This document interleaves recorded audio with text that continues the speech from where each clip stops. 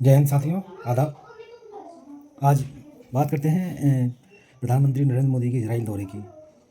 आपने देखा होगा प्रधानमंत्री नरेंद्र मोदी इजराइल का दौरा करने गए हैं और भारत में हमेशा से कोई भी प्रधानमंत्री रहा हो, चाहे भाजपा का रहा हो चाहे कांग्रेस का रहा हो, लेकिन उसने इजराइल से दूरी ही बनाई रखी है। क्योंकि इजराइल वो देश है जो किसी दूसरे देश से, जो हमारा मित्र दोस्त रह चुका है फ़िलिस्तीन, उस पर कब्जा करके उसका जन्म हुआ है। उस इजराइल के पास गए हैं वो, और इस स्थिति में गए हैं, जब गए हैं तब जब उसने हज़ारों लाखों बेगुनाहों को, जाने कितने बच्चों को, मासूम लोगों को कत्ल किया, मार डाला, उनको उनके चित्र बना दिए, वीरान कर दिया, बंजर कर दिया। उसके बाद गए हैं, और तब भी गए हैं जब मुस्लिम देशों से इजराइल की लड़ाई चल रही है। जो मुस्लिम देश हमारे मित्र देश रहे हैं, उनसे लड़ाई चल रही है। हमारे जो मित्र देश रह चुके हैं मुस्लिम देशों में, जो मित्र देश अभी भी हैं, उनसे इजराइल की लड़ाई चल रही है। और उनको ध्यान में रखते हुए भी, चलिए ठीक है, तकाजा कहता है कि तुम्हें मुस्लिम से इतनी ज़्यादा नफरत है तो मत जाइए उन देशों में, या उन देशों के खिलाफ कोई भी काम करना हो वो कर सकते हैं। लेकिन एक मानवता के तहत, जिसे इंटरनेशनल कोर्ट ने युद्ध अपराधी माना हो, जिसके खिलाफ वारंट है, वो नेतन्याहू इजराइल का पीएम, जिसके खिलाफ वारंट है, वो कहीं जा नहीं सकता है किसी अन्य देशों में। जिन जिन देशों में उसके खिलाफ वारंट जारी हो चुका है, इंटरनेशनल कोर्ट ने उसको अपराधी माना है और उसके खिलाफ वारंट भी जारी हुआ है।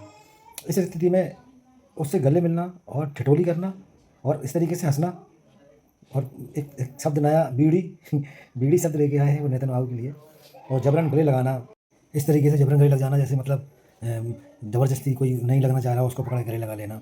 खैर, इन सब के बावजूद भी आप पहुँचते हो वहाँ पर, तो उसके बाद आपको पहलगाम याद नहीं आया। हमारे जो देशवासियों ने अपनी जान गंवा दी उस आतंकवादी हमले में, आपको वो पहलगाम याद नहीं आया। आपको इजराइल का दर्द तो याद आ गया, लेकिन आपको अपने यहाँ के देशवासी जो कश्मीर के पहलगाम में शहीद हो गए, वो याद नहीं आया आपको। आपको मुंबई हमला याद आया, आपको पहलगाम हमला याद नहीं आया। और भरी को संसद में जब आप बयान देने पहुँचते हैं, तो वहाँ नेतन्याहू को बहुत शर्मिंदगी महसूस करनी पड़ी। नेतन्याहू का भारी विरोध हुआ इजराइल के पक्ष द्वारा, और उन्होंने मोदी का जब संबोधन शुरू होने को हुआ तो उन्होंने वॉकआउट कर दिया। ये शर्मिंदगी का विषय है इजराइल के लिए। और आप किस तरीके की डिप्लोमेसी कर रहे हैं, किस तरीके की विदेश नीति। आज कोई ऐसा देश हो जो बता सके, आप घर से कह सकें कि वो हमारा मित्र है और वो हम पे भरोसा करता है आँख मूंद के। अमेरिका है तो अमेरिका दिन रात आपको नचा रहा है उंगलियों पे, तो आप नाच रहे हो। वो आप पे टैरिफ लगा रहा है, आपसे कह रहा है हमसे टैरिफ नहीं लोगे, आप उस पर तैयार हो। प्रधानमंत्री को अपनी दोस्ती, अपनी यारी, अपनी ठिठोली सब बाद में रखना चाहिए। पहले देश है, पहले देश को देखना चाहिए, और देश की पहले चिंता करनी चाहिए। देश के लिए क्या ज़रूरी है, देश के लिए क्या सही है, देश के लिए क्या आवश्यक होना चाहिए। ये ऐसे ही थोड़ी ना विदेश नीतियाँ बन जाती हैं।